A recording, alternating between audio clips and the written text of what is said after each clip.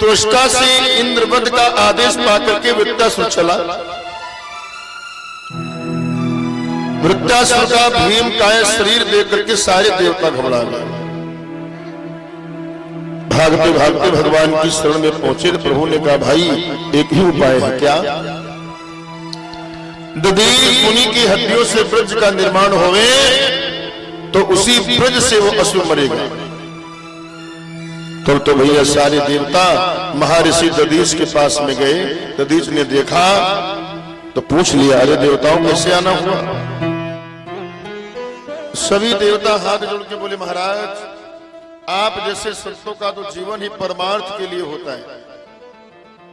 हम आपसे आपकी हड्डियां मांगते हैं, हमें अपनी अस्थियां दान करें। दधीच मुनि पहले तो खूब हंसे, फिर बोले, देवताओं तुमने मांगते समय ये कुछ भी विचार नहीं किया, तुम क्या मांग रहे हो? अरे सबसे अधिक प्रेम अपने शरीर से होता है। कितना देव दुर्लभ शरीर है और तुमने ऐसे मांग लिया जैसे कोई साधारण सी बात हो। देवताओं ने कहा, महाराज हमें भगवान विष्णु ने भेजा था। दधीच मुनि बोले, तो साक्षात विष्णु ही आकर के मांगते। देवता बोले, यदि मांगने वाला देने वाले की पीड़ा पर ध्यान देता तो फिर मांगने की हिम्मत ही नहीं पड़ेगी। पर देने वाला भी मांगने वाली की परिस्थिति पर विचार करे तो मना भी नहीं कर सकता। दधीच मुनि प्रसन्न हो गए। अरे देवताओं, मैं थोड़ा तुमसे परमार्थ का उपदेश सुनना चाहता था, इसलिए मैंने तो मना किया। मैं अच्छी तरह से जानता हूं कि अनित्य शरीर को तो छोड़ना ही पड़ता है, क्योंकि ये मरना धर्म है। और मेरा शरीर तुम्हारे काम आवे, उससे समाज का देश का हित होवे, इससे बढ़िया और क्या बात हो सकती है। इतना कह करके महात्मा ध्यान मग्न बैठ गए। उनके शरीर में खाद्य पदार्थ लगा दिया गया। गायों ने आकर के चाटना प्रारंभ किया और चाटते चाटते हड्डियों के अतिरिक्त सब कुछ चाट लिया। तब महाराज विश्वकर्मा ने उन हड्डियों से बड़े सुंदर ब्रज का निर्माण किया। और उस ब्रज लेकर के जैसे ही वृत्तासुर से युद्ध करने इंद्र सामने आए तो वृत्तासुर ने उस ब्रज में साक्षात भगवान हरि का दर्शन कर रहा है। इंद्र को ब्रज हाथ में लिए देख करके वृत्तासुर बोला, आज मेरा बड़ा सौभाग्य है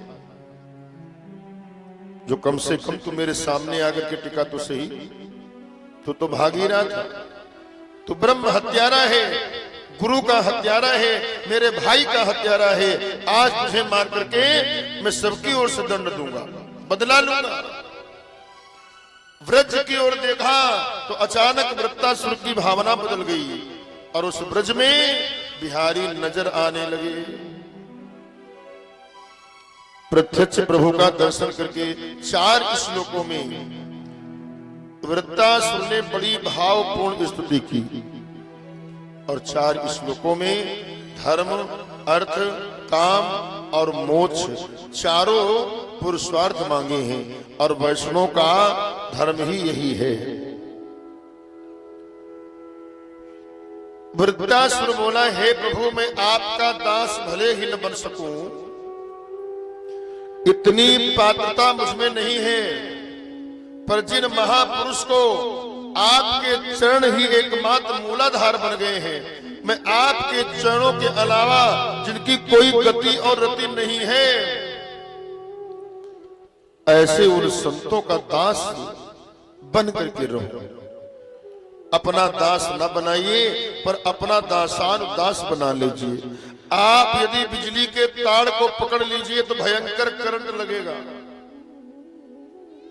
और जिसे वो करंट लगा हो उस व्यक्ति का कोई पैर पकड़ ले या पैर को छू ले तो पकड़ने वाले को भी जबरदस्त करंट लगता है।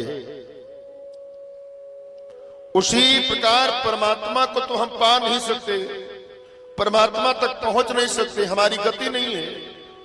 तो जो परमात्मा को पकड़े बैठे हैं उन संतों को ही तुम पकड़ लो, उन संतों को तुम पकड़ लो तो कृपा प्राप्त हो जाएगी। इसलिए वृद्धासुर कहता है महाराज मुझे तो दासान दास बना लो। हे प्राणनाथ मेरी एक ही प्रार्थना है, मेरा मन सदा आपका स्मरण करे, ये वाणी आपकी महिमा मंडित गुणगणों का गायन करती रहे और इस शरीर से सदा आपकी सेवा कर्म चलता रहे। क्यों? मुझे दासान दास बना लो। हे प्राणनाथ मेरी एक ही प्रार्थना है, मुझे कुछ नहीं चाहिए। नानाग पृष्ठम न च पारमेष्ठ्यम न सर्वभौमं न रसाधिपत्यम न योग सिद्धिर पुनर्भवं वा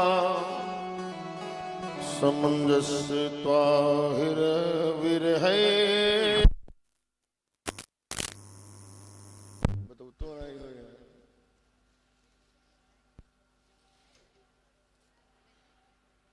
वृद्धासुर ने कहा है निखिल सौभाग्य निधि प्रभु मुझे न स्वर्ग चाहिए, न मोक्ष चाहिए, न सार्वभौम पदवी चाहिए, न योग सिद्धि चाहिए।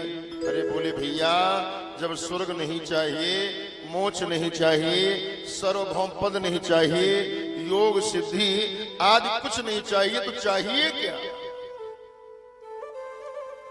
समाधान किया कि वृद्धासुर ने कहा है प्रभु आपका विरह चाहिए, आपका स्मरण चाहिए, आपकी स्मृतियों के खजानों में ही मैं मस्त रहना चाहता हूं,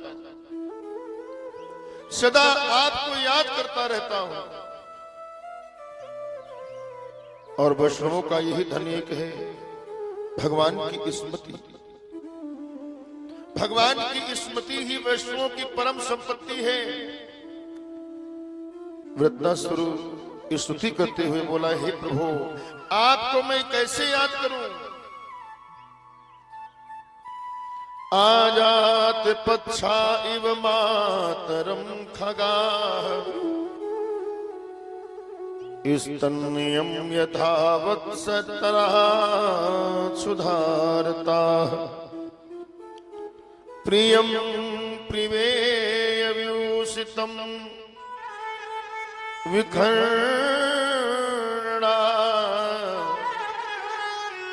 मानो अरविंदाक्ष धृतते त्वाम। वृद्धासुर यहां तीन दृष्टांत देते हुए भगवान हरि की स्तुति करने लगा। कितने सुंदर सुंदर संबोधन कर रहा है। हे अरविंदाक्ष, हे कमल नयन प्रभो, जैसे पक्षी नन्हा सा बच्चा जिसके अभी पंख नहीं निकले, वो बैठे बैठे घोंसले में उल्लू बिल्ली आदि के भय से अपनी मां को याद करता रहता है। चिड़िया जब आ जाए तो बच्चा अपने को सुरक्षित समझता है और चिड़िया चली जाए तो बच्चा अपने को असुरक्षित अनुभव करता है। और जहां मां की आने की आहट सुनता है तो मां के आगमन पर बड़ी जोर से चिल्लाने लगता है। तो जैसे वो निरंतर अपनी मां का चिंतन करता है, ऐसे प्रभु मैं आपका चिंतन करता रहूं। ये स्वार्थ का चिंतन है। डर लग रहा है इसलिए मां को याद कर रहा है। आगे वृद्धासुर की स्तुति में दूसरा दृष्टांत देता है। स्तनयं यथावत् सताराः, जब वन में घास चरने के लिए गई गौ माता का जैसे घर में नन्हा सा बछड़ा स्मरण करता रहता है जो मां के दूध पर ही निर्भर है।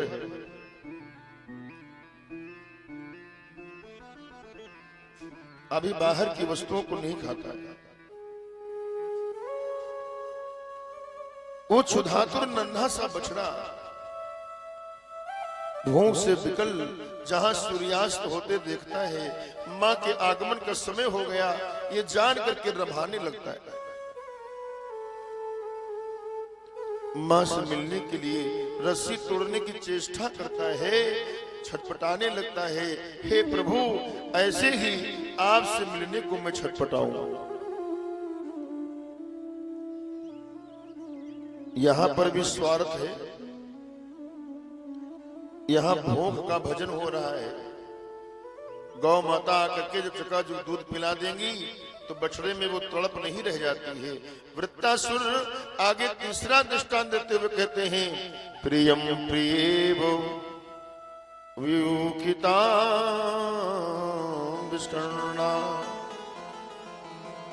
जैसे परदेश गए हुए प्रीतम का उसकी प्रिया घर में बैठी बैठी प्रतिपल स्मरण करती रहती है, ध्यान करती रहती है, प्रभु मैं उस प्रकार से आपका भजन करूं। एक कन्या का विवाह हुआ, वो बिल्कुल पढ़ी लिखी नहीं थी और कुछ ही दिनों में उसकी अत्यंत प्रीति अपने पति से हो गई। पर जब कुछ दिनों के बाद में पति परदेश जाने लगे तो बेचारी रोने लगी, घबराने लगी। पतिदेव ने कहा, देवी चिंता न करो, मैं मात्र 10 दिन के लिए जा रहा, फिर लौट के आ जाऊंगा। देवी बोली, महाराज ये 10 दिन कितने होते, क्योंकि वो बिल्कुल पढ़ी लिखी नहीं थी। पतिदेव को लगा अब मैं इसे कैसे समझाऊं, तो उसने दीवार के ऊपर 10 रेखाएं खींच दी और समझाने लगा, देखो देवी सवेरे उठते ही एक रेखा मिटा दिया करो और जिस दिन ये सारी रेखाएं मिट जाएंगी उसी दिन मैं आ जाऊंगा। उस भोली भाली को ये बात समझ में आ गई।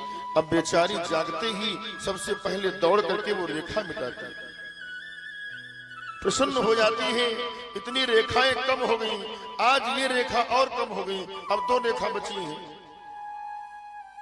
तो जो जो रेखाएं कम होती जाती हैं त्यों त्यों उसके मिलने की उमंग बढ़ती जाती है। और जब एक रेखा बची तब उसका धैर्य खोने लगा। जिस दिन उसने अंतिम रेखा को मिटाया उस दिन उसका एक एक पल काटना मुश्किल हो गया। जहां आहट होती है दरवाजे की ओर भागती, तो जैसे प्रिया की अपने प्रीतम से मिलने की विकलता प्रतिपल बढ़ती जाती है। हे प्रभु ऐसे ही प्रतिक्षण मैं आपसे मिलने के लिए ललायित रहूं, ऐसे ही आपको मिलने को, आपको देखने की उत्कंठा मेरे मन में जागे। वैष्णवों की यही कामनाएं होती हैं, यही इच्छाएं होती हैं। अब अंतिम पुरुषार्थ मोक्ष विशेष चर्चा वृत्तासुर स्तुति करते हुए करने लगा। वृत्तासुर कहता है, मेरा जन्म और मरण छूट जाए ऐसा मोक्ष मुझे नहीं चाहिए।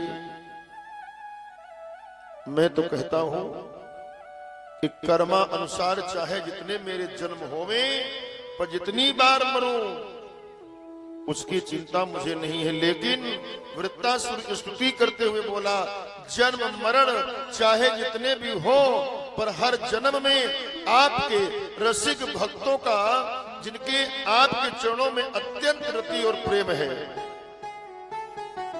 हर जन्म में उन्हीं का संग मुझे मिलता रहे, उन्हीं के सानिध्य मिलता रहे और आपकी माया से मोहित चित्त वाले संसारियों के संग मुझे कभी न मिले। बस यही मेरी मुक्ति है। वृत्तासुर ने जब इस प्रकार बड़ा भावपूर्ण स्तुति किया तो इंद्र भी सुन करके गदगद हो गए। इंद्र बोले, हे दानवराज, तुम सचमुच धन्य हो जो रणभूमि में भी तुम्हारे ऐसे पावन विचार बने हुए। और अचानक वृत्तासुर का आसुरी भाव जागृत हो गया। तुरंत वृत्तासुर इंद्र से बोले, इंद्र सावधान, मेरे प्रहार को स्वीकार करो। इंद्र को सावधान करके एक मुक्का घुमा करके इंद्र के वाहन ऐरावत हाथी के माथे के ऊपर मार दिया। हाथी मूर्छित होकर के गिर पड़ा। इंद्र के हाथ का जो वज्र है वो छूट गया। अब गिरा हुआ वज्र इंद्र को उठाने में शर्म आने लगी, लज्जा आने लगी। तो वृत्तासुर खड़े होकर के कहता है, अरे इंद्र, चुपचाप इस वज्र को उठा लो, क्योंकि इसके बिना मैं मरने वाला नहीं। ऐसी धर्म निष्ठा देख करके इंद्र बड़े लज्जित हुए और अंत में उस वज्र को उठा लिया। हाथी पर हाथ फेर करके स्वस्थ किया। इंद्र पुनः युद्ध करने के लिए सावधान हो गए। दोबारा प्रहार करने के लिए वृत्तासुर बढ़ा तो इंद्र ने तुरंत अपने वज्र से वृत्तासुर का हाथ ही काट लिया। दूसरी भुजा से मुष्टिका प्रहार करने लगा तो दूसरी भुजा को भी काट दिया। अब तो दोनों हाथों से रहित बड़ा विकराल लगने लगा। और अब की बार वृत्तासुर मुंह फाड़ करके पूरी वेग से दौड़ा और जब तक इंद्र कुछ कर पाते तब तक इंद्र को मुंह में रख करके निगल गया। देवताओं में हाहाकार मच गया। अरे ये तो इंद्र को ही निगल गया। पर इंद्र के हाथ में वज्र था, इंद्र के पास में नारायण कवच का बल था, इसलिए इंद्र मरे नहीं और पेट में बैठे बैठे वज्र से उसका पेट फाड़ने लगे। वृत्तासुर का पेट फाड़ते फाड़ते 1 साल बाद इंद्र वृत्तासुर का पेट फाड़ करके बाहर निकल पाए। तब वृत्तासुर का अंत हुआ। परीक्षित ने पूछा, भगवान, आखिर वृत्तासुर में ये जो भगवत भक्ति का संस्कार था, भगवान की स्तुति उसने रणभूमि में की, ये संस्कार इसको कहां से प्राप्त हुआ? सुखदेव जी कहते हैं, सुनो राजन, ये जो वृत्तासुर है ये पूर्व जन्म का चित्रकेतु नाम का राजा था। इसकी लाखों रानियां थी पर संतान एक भी नहीं थी। तो अंगिरा मुनि ने अपने आशीर्वाद स्वरूप कृपा में उसको फल दिया और वो फल बड़ी रानी को खिला दिया, जिससे एक बेटा हो गया। अन्य रानियों को सौतिया डाह लग गया कि बड़ी रानी को बेटा हो गया, महाराज हमारी तरफ दृष्टि नहीं डालते। तो सबने मिलकर के दासी के माध्यम से उस पुत्र को विस्पान करा दिया। बालक सोया और सोता ही रह गया। रानी को पता चला तो चित्कार करके रोने लगी। राजा छाती पीट करके रोने लगे और उसी क्षण देवर्षि नारद जी अंगिरा मुनि के साथ में प्रकट हो गए। अंगिरा मुनि ने कहा, राजन तुम क्यों रोते हो? मैंने पहले संकेत किया था तुम्हारे भाग्य में पुत्र का सुख नहीं है, पर तुम नहीं माने, इसलिए अब तुम्हें रोना पड़ रहा है। बोले, मैं कुछ नहीं सुनने वाला हूं प्रभु, मुझे आप बेटा दो, मेरा बेटा सुस्त कर दो, नहीं तो मैं भी मर जाऊंगा। देवर्षि नारद बोले, अंगिरा तुम पीछे हटो, हम इन्हें समझाते। नारद जी ने राजा से पूछा, बोलो राजन तुम्हें क्या चाहिए? राजा बोले, हमें बेटा चाहिए। नारद जी बोले, तो रोना धोना बंद करो, हम तुम्हारे बेटे को भी ठीक करते हैं। राजा तुरंत आंसू पोंछ करके बैठ गए और नारद जी ने मंत्र पढ़ करके तुरंत उस मृतदेह में आवाहन किया और नारद जी के बुलाते ही जीवात्मा प्रकट हो गया। देवर्षि नारद जी बोले, नारद जी ने कहा, अरे जीवात्मा तेरा कल्याण हो, और ये तेरे माता पिता है, तेरे लिए कितने आंसू बहा रहे हैं, इसलिए तुम इस कलेवर में प्रविष्ट हो जाओ, इस शरीर में प्रविष्ट हो जाओ, शेष आयु का भोग करो, अपने माता पिता को सुखी करो। बेटा बेटा कह करके माता पिता उस पुत्र को छाती से लगाने के लिए दौड़ पड़े, तो उसी क्षण वो बालक बोल पड़ा, जीवात्मा बोल पड़ा, कृपा करके आप अपना परिचय दीजिए। चित्रकेतु बोला, बेटा नहीं पहचाना, मैं तुम्हारा पिता हूं। जीवात्मा बोला, किस जन्म के? मैं अपने कर्मा अनुसार कितने ही शरीर ग्रहण कर चुका हूं, मुझे स्वयं गिनती नहीं मालूम। कुकर, सूकर, बिल्ली, चूहा आदि भी बना, मानव भी बना, बड़े बड़े देवालयों में गया, नीचे से ऊपर तक मैंने लाखों शरीर धारण किए हैं, और जब भी शरीर मिलता था तभी उसके शरीर के कोई न कोई माता पिता मिलते थे। इसलिए आप कौन से जन्म के माँ बाप हैं? नारद जी बोले, राजन जल्दी परिचय दो। राजा ने कहा, बस हो गया परिचय। हम रोते रोते आंखें फोड़ बैठे, और ये देखो हमसे परिचय पूछ रहा है, हमें पहचानता तक नहीं। अब मैं समझ गया ये सब नकली संबंध है, शरीर के साथ में बनते हैं और शरीर के साथ ही में छूट जाते हैं। अब मैं अपना शाश्वत संबंध प्राप्त करना चाहता हूं, जो कभी हमसे अलग ही नहीं हो सकता। तो देवर्षि नारद, आप ही ये बताइए कि वो नित्य संबंधी कौन है? तब नारद जी ने उपदेश दिया, और चित्रकेतु ने शंकरषण भगवान की उपासना करके अंत में विद्याधर लोक को प्राप्त कर लिया। अब चित्रकेतु विद्याधर बन करके विमान में बैठ करके विचरण करता हुआ एक बार कैलाश पर्वत पर पहुंच गया, और वहां पर जाकर के देखा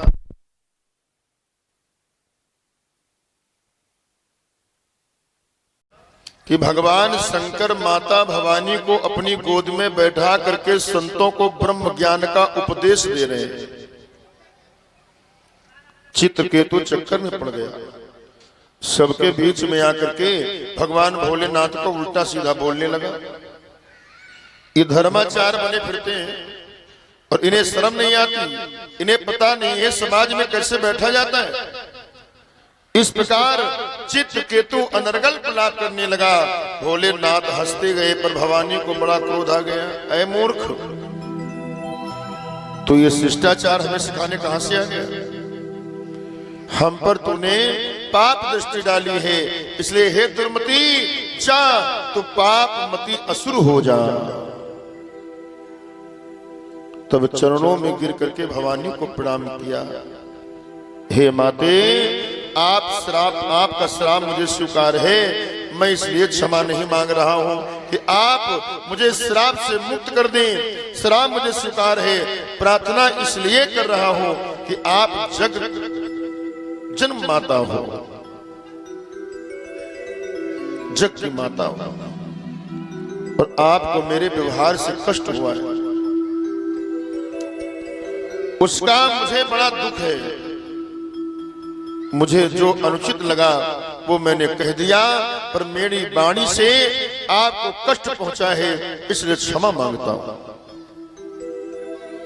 पार्वती जी चित्रकेतु के स्वभाव से प्रसन्न हो गई और बोली, भैया मेरा श्राप तो मिथ्या नहीं हो सकता, तो असुर जरूर बनेगा, पर असुर देह में भी तेरी भगवत भक्ति बनी रहेगी, ये मेरा आशीर्वाद है। सुखदेव भगवान कहते हैं, परीक्षित जी, वही चित्रकेतु माता भवानी के श्राप से वृत्तासुर बना, और भगवत भक्ति के संस्कार के कारण रणभूमि में भी इसने भगवान की दिव्य स्तुति की, और आज इस ब्रज के द्वारा इसका उद्धार हो गया। दिति के मरुदगण 49 नामक 49 बेटे हुए थे, जो असुरों के भ्राता होने पर भी देवताओं में गिने जाते हैं। ये वायु के विविध रूप हैं। पुनशन वनवत के प्रभाव से द्वितीय मां के गर्भ में इनके 49 टुकड़े होने पर भी ये बालक मरे नहीं और अंत में देवताओं के बंधु बनने के कारण इनकी गणना देवताओं में होती है। रामचरितमानस में इन्हीं 49 मरुत देवताओं का उल्लेख आता है। हरि प्रेरित तेहियो सर